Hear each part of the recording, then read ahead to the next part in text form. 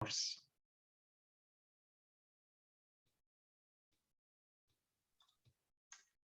Thank you, Hans, and thanks to the Electrification Academy for inviting us.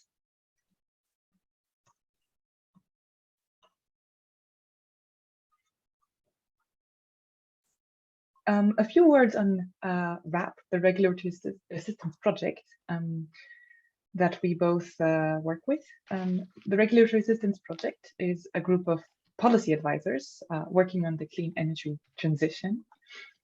And my name is Hildermeier. I lead our the e-mobility work in our European team. And with me today, we have Jaap, who's our smart charging expert, who's been leading the research that we're going to present today.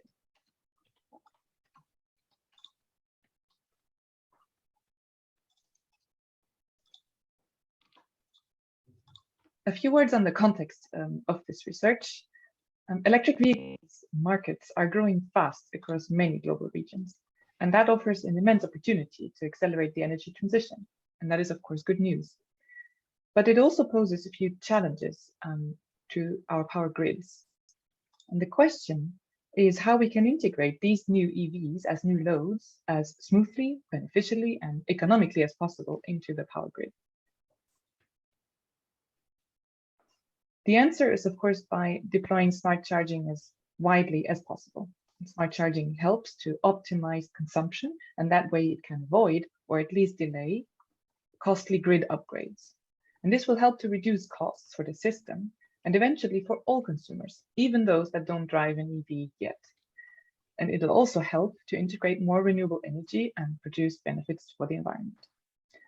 And in particular, in times of an energy crisis and very high energy prices, smart charging is absolutely crucial to save energy, support the transition to cleaner energy sources, and help reduce countries' energy dependency.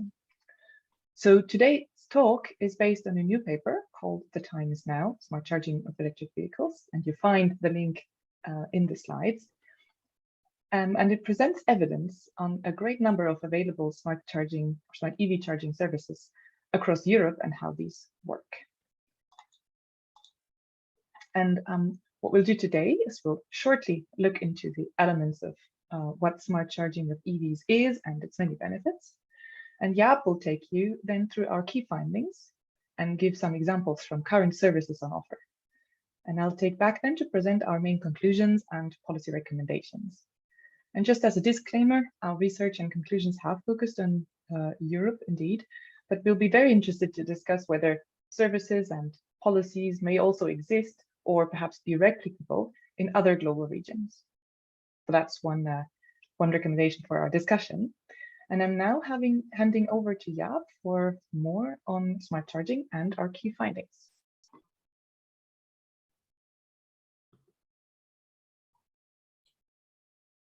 Okay, thank you, Julia. So my name is Jaap, and I will talk you through quickly first on the benefits of smart charging for users and the energy system before going into the details of the tariffs and services that we found in our research and that we analyzed as a basis. So I'm going to keep this section short on what smart charging means for users and the energy system. If you want to know more, there's a list of resources at the end of our presentation. And there is also a previous Electrification Academy, or actually multiple Electrification Academy webinars on this topic. You'll find those via the link of the webinar of today, and you can rewatch the webinar or the slides from those. So today's focus is mainly the application, the practice of smart charging in Europe.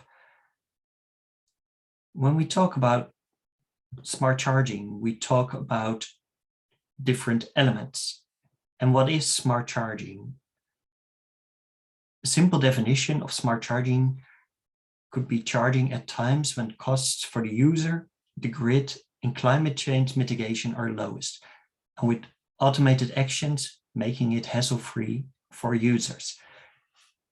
Zooming in on this picture, some of those elements include energy markets, long-term energy markets, day ahead, intraday energy markets. It involves transmission system operators managing the balance on a national level. It involves the grid operator at a local level, the distribution system operator managing the power flows at city and neighborhood level. It can also include energy flows on the local grid, more exactly within your community or within your street. But smart charging can also contain energy flows within the building you live in, an apartment building, multifamily building, single family house. It can adapt to changes in renewable energy production, such as rooftop solar. And smart charging can make sure that the capacity of your house's grid connection or your building's grid connection is not exceeded.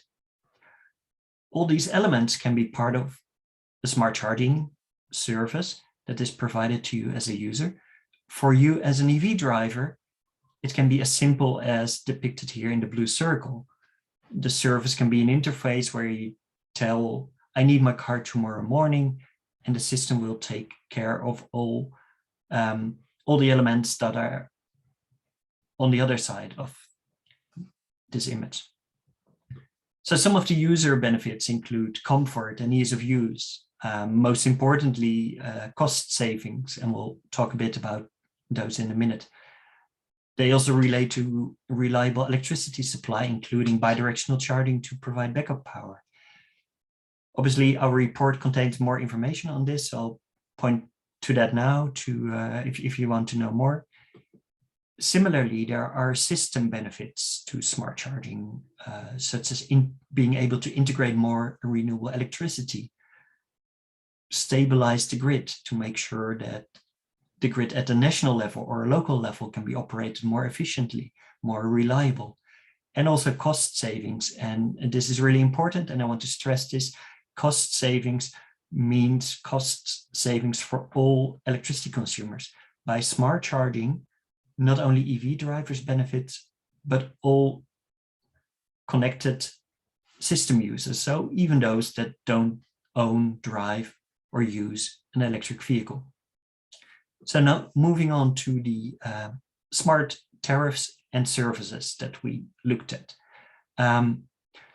We've looked at sort of the benefits from smart charging for users and system, and what smart tariffs and services aim to do is align these benefits for the user, such as saving money, with benefits for the grid, such as being able to manage a local grid more efficiently, to defer grid upgrades, or to integrate more renewable electricity.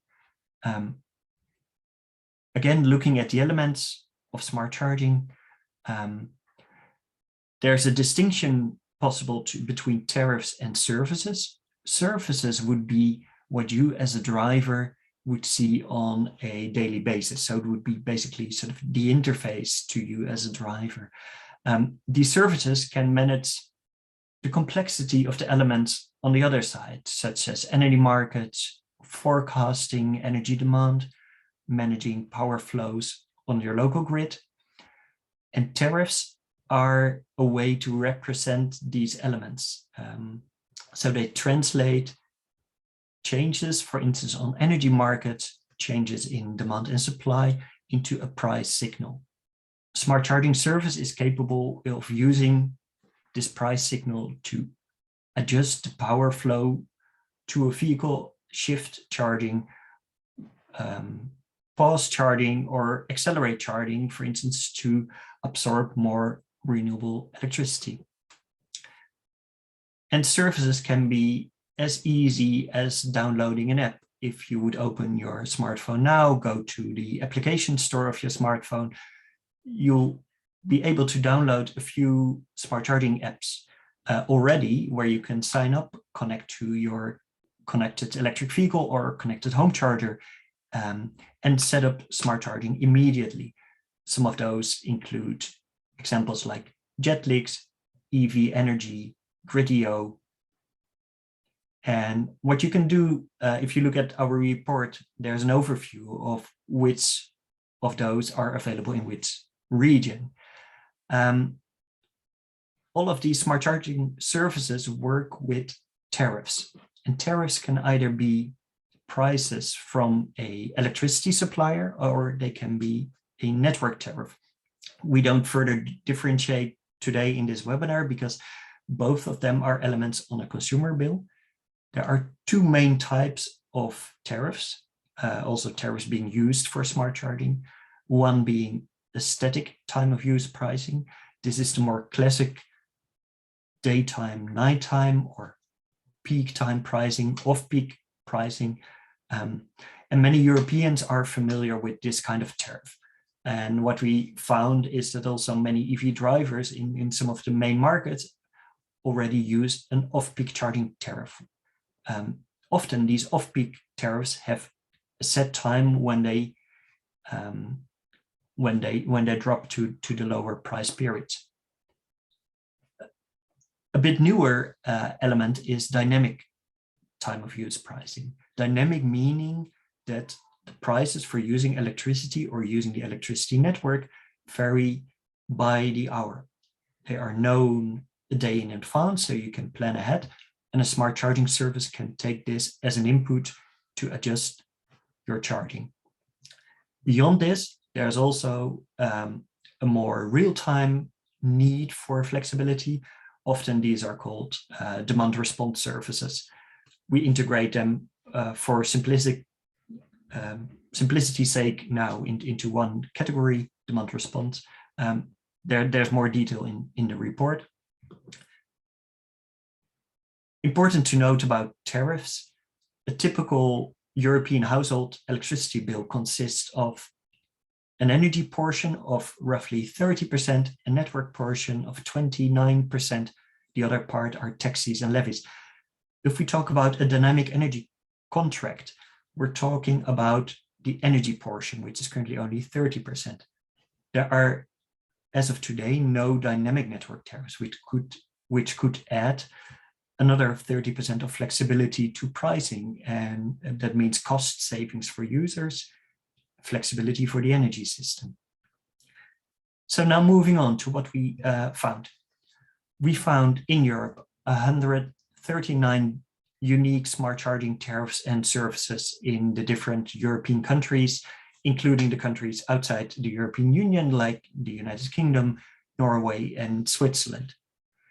Most of these tariffs use as an input, which means the source of signals that are used to influence the charging process, dynamic time of use pricing. So this dynamic electricity pricing, followed by other dynamic inputs, such as the availability of renewable electricity, the current carbon intensity of the electricity mix. Third category, static time of use pricing,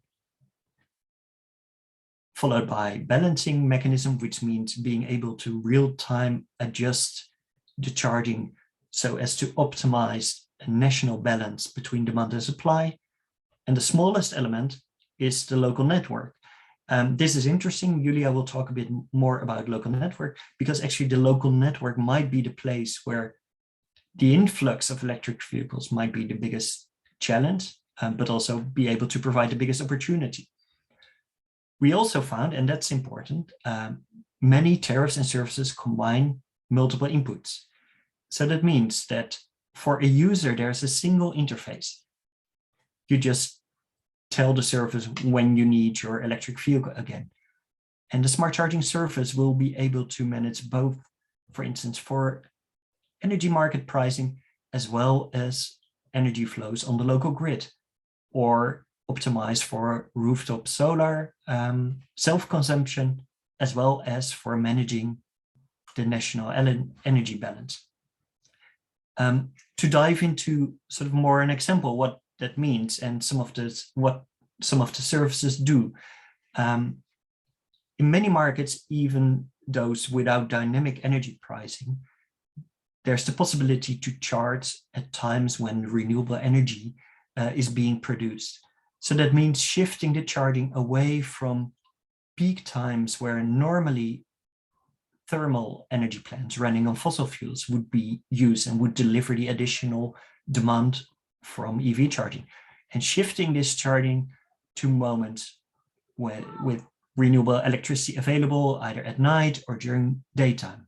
And some of the services available are as easy, as I said, as downloading an app, such as downloading EV Energy Now, or downloading an app in the Netherlands called Stacker app, or downloading, if you're in Germany or France, Jetlix and setting it up to optimize for renewable electricity charging.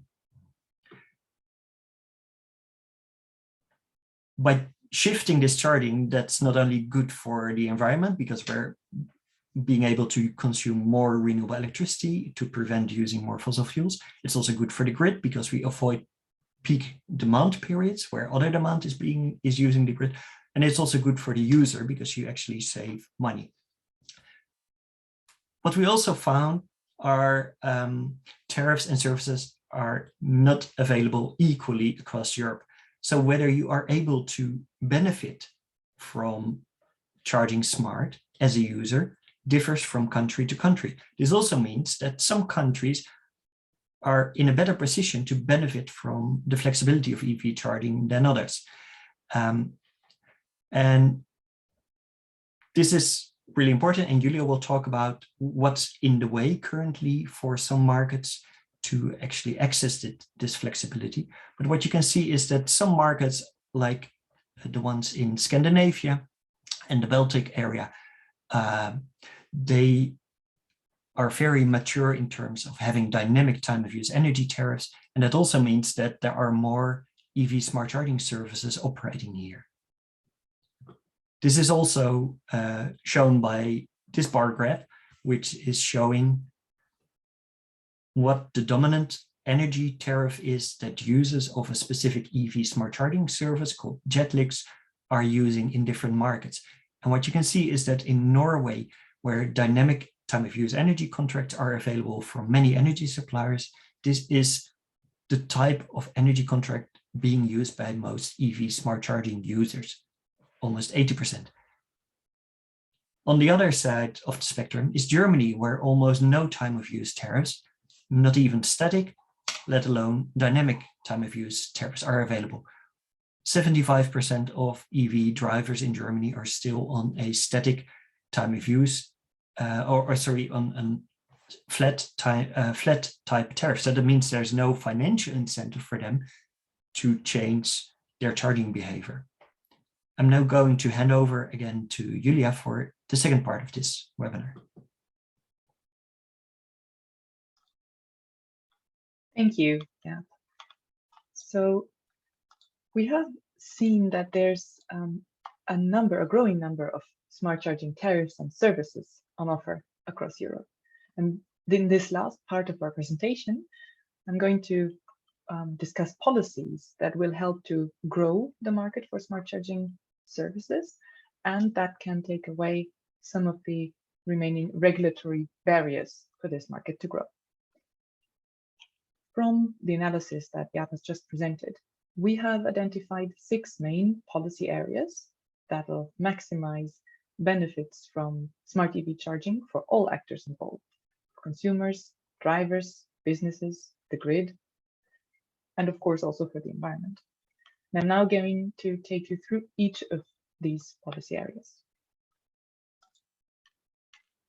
Our first and essential policy recommendation is to make smart charging the default everywhere. And that means, by default, when you charge, you optimize. Or rather, a service helps you optimize, but you can adjust and overrule settings at all times. And a good example for a regulation that sets the conditions for this is the UK's Electric Vehicles or Smart Charge Points Regulation of 2021, which requires all charging points to be smart and to be set to off-peak charging mode by default. And it also requires services to inform users about, or providers to inform users about the benefits they can make through smart charging. On European level, smart charging requirements should be part of for example, of the revised building codes, the Energy Performance Buildings Directive. So new and renovated buildings are prepared for EVs for EV charging with sufficient charging infrastructure or pre-cabling. But EV drivers that rely on public charging infrastructure often don't have the same access to smart charging services. So how can we make sure all users, also those that rely on on-street parking, can benefit from smart charging? And that's where our second policy recommendations come in. We need to make sure public charging is smart too. In Europe, decision makers are finalizing the first European-wide legislative framework for public charging infrastructure that will provide charging infrastructure for electric cars, vans, and trucks for the next decade, the so-called Alternative Fuels Infrastructure Regulation. And we find that all chargers built under this regulation should be smart charging ready. So tariffs and services we've discussed earlier can be offered to consumers charging at public stations. But we also need to make sure that consumers have the information about the benefits of smart charging to create confidence in this growing market for smart charging services. And to achieve this, providers should explain to drivers how much money they can save by charging at the right times, or how to make better use of renewable energy. And providers also need to design their apps or chargers in an easy-to-use way. And policymakers and planners at their end should require transparency and better information by, for example, backing consumer education campaigns and supporting innovative pilot projects. But then there's more that governments can do to allow users to benefit from smart charging, in particular in the area of power sector reforms. To achieve this, energy regulators need to ensure EVs can fully participate in power markets as flexible resources. The better EVs flexibility is rewarded as a grid resource, the more smart charging services can develop, and the less costly it will be for governments to integrate EVs in the midterm. In Europe, governments need to fully implement electricity market reforms that have been decided a couple of years ago and are now on the level of member states, and have many provisions that, for example, would enable residential flexibility, would help to enable residential flexibility in advance, rather than waiting until this need becomes urgent. And it's perhaps worth noting that this may go against some grid operators' current strategies, which tend to not reward system flexibility ahead of time. So once these electricity market barriers are reduced, it will also be easier to stack multiple services for smart charging and increase rewards. For this, interoperability and data exchange between market actors and system operators need to be improved. Metering requirements for demand response to be reassessed and simplified. And safe data sharing needs to be enhanced, for example, when it comes to the interaction between home chargers and cars. And our sixth and last recommendation is a crucial one. It is about making local grids smart charging ready. And this is a potential that's very much underused as of today. If you remember the findings that we just showed, among the 139 tariffs we found, very few are optimizing using signals from the local grid. And this is because in many cases, this information is simply not available. And very few grid operators, as of today, disclose what's happening on the grids to help smart charging services or to help better integrate EVs into the grid. And to improve this, regulators need to encourage and support grid operators in digitalizing grids and grid management, with a view to using real-time grid data as much as possible. And this includes obligations on system operators to share local grid utilization data. So third parties such as aggregators and smart charging service providers can offer solutions to reduce congestion, including demand response from EVs.